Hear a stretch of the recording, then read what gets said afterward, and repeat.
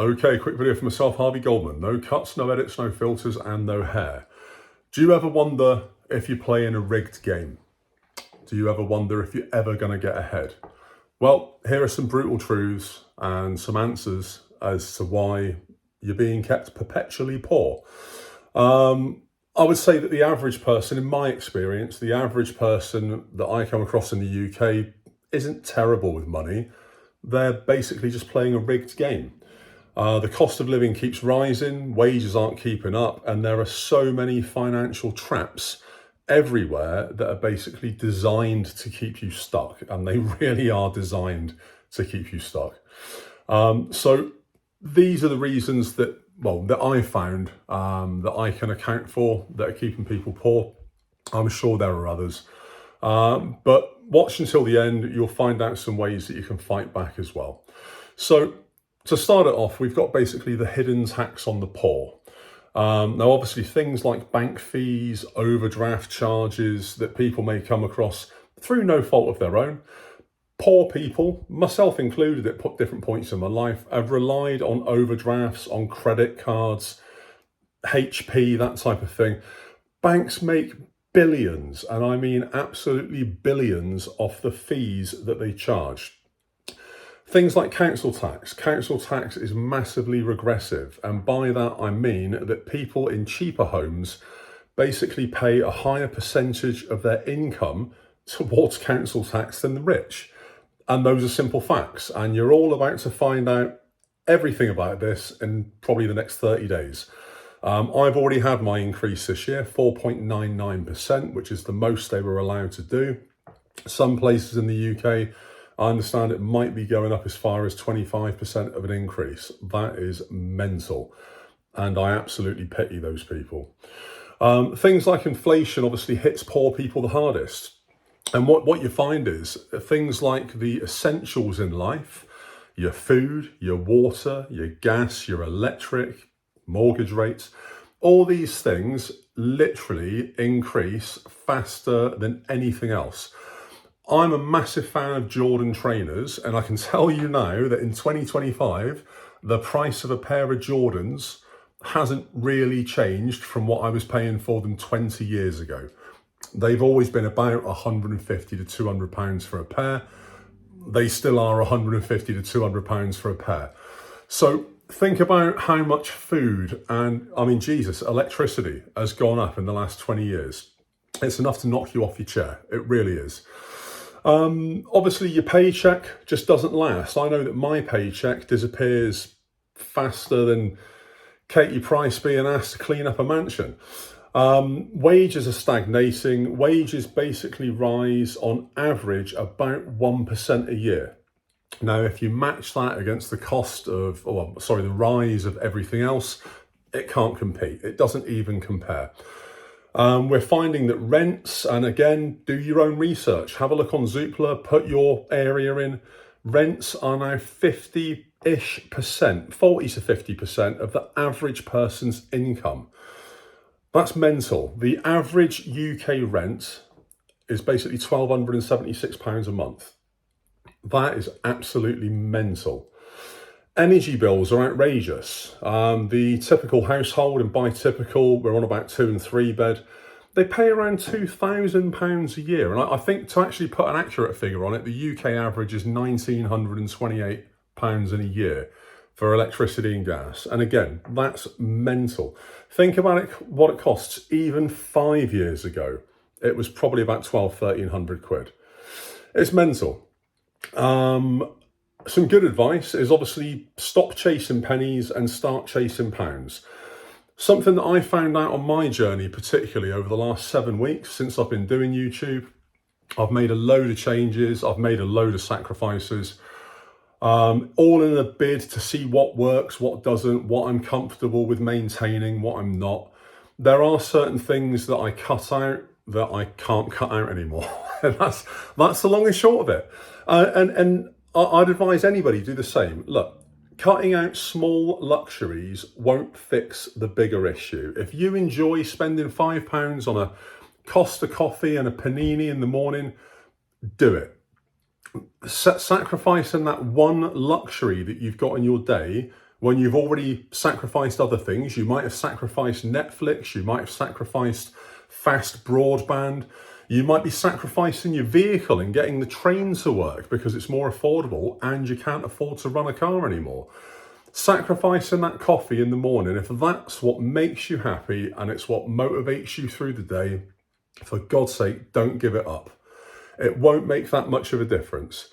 The real way to get ahead is basically increasing your income. And I've gone into this in a couple of videos. I won't bang on about it too much, but obviously side hustles, even job hopping, just, to something that pays better anyway, that can be a way to boost your income straight away.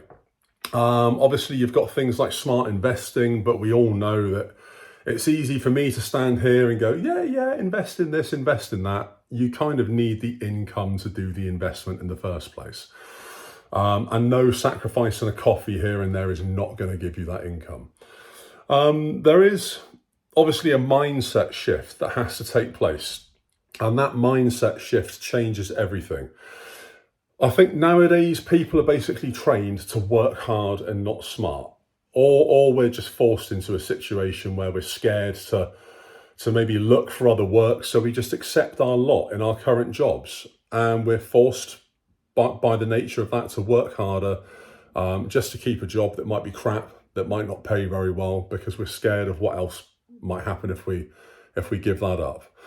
Obviously, rich people, and this is something that I've noticed not only looking at the comments but also looking at other YouTubers. Rich people, they think in assets and investments. The poor, myself, are taught from a very early age to think in hours and wages. So the rich people are basically taught to think about charging for their time, charging for a job, charging for, the whole piece of the pie.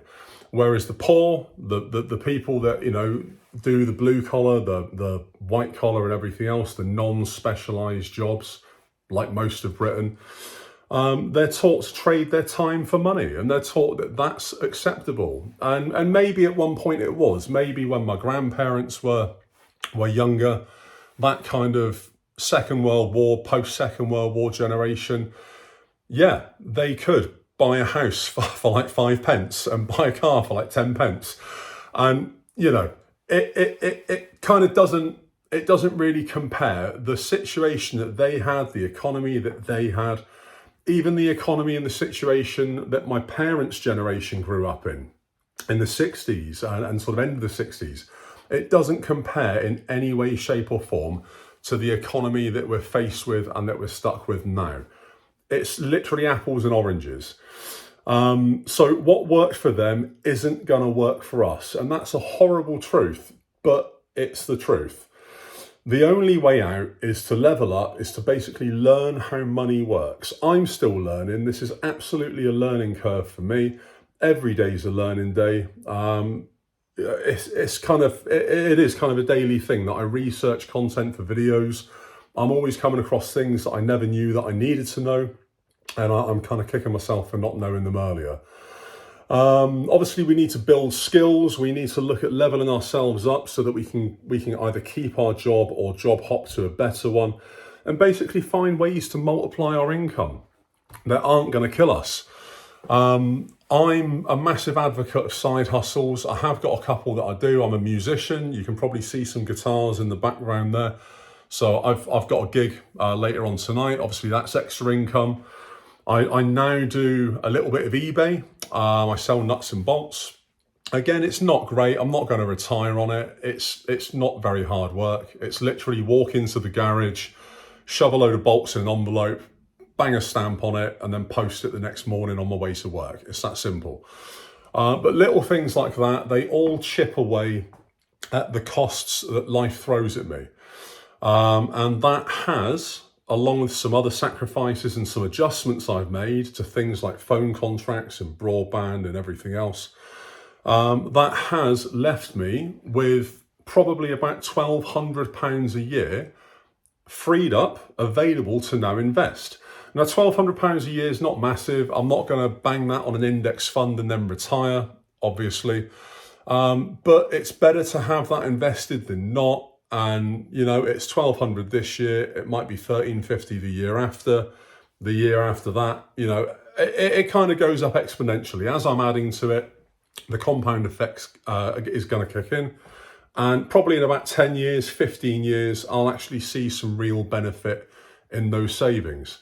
As a short-term goal, though, get yourselves a side hustle, level up, and let's all be better and do better.